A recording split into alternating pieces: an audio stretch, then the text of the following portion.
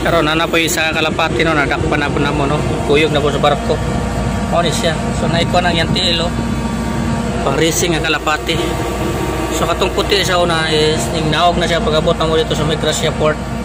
Karon na po sa color na po no, ay pagkaabuhon na puti. No, mao ni siya. No, kalapati na mo dire.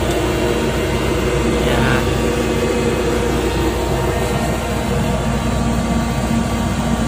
Matog na siya, doon sila kabukunta kaso naka-ibuya nila ang isa. O sayang kayo.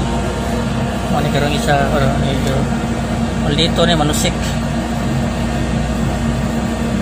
No?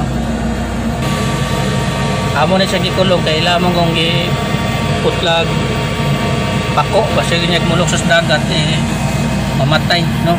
Mulupat niya, mahulog sa dagat mapatay. So mo niya mong kuan kalapati nga po ano. Oh.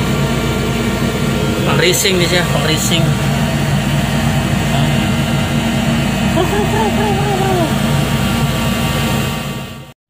Dire siya nagtulugan, no?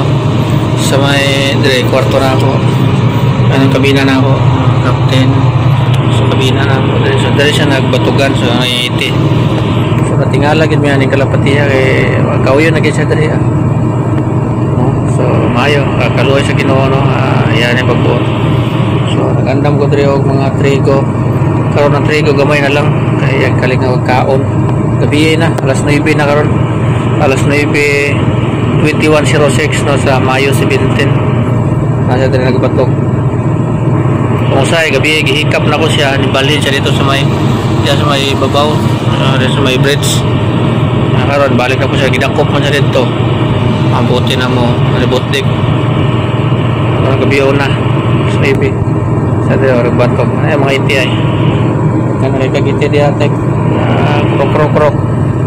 Ano yung kalapati diri. Pang racing ang kalapati.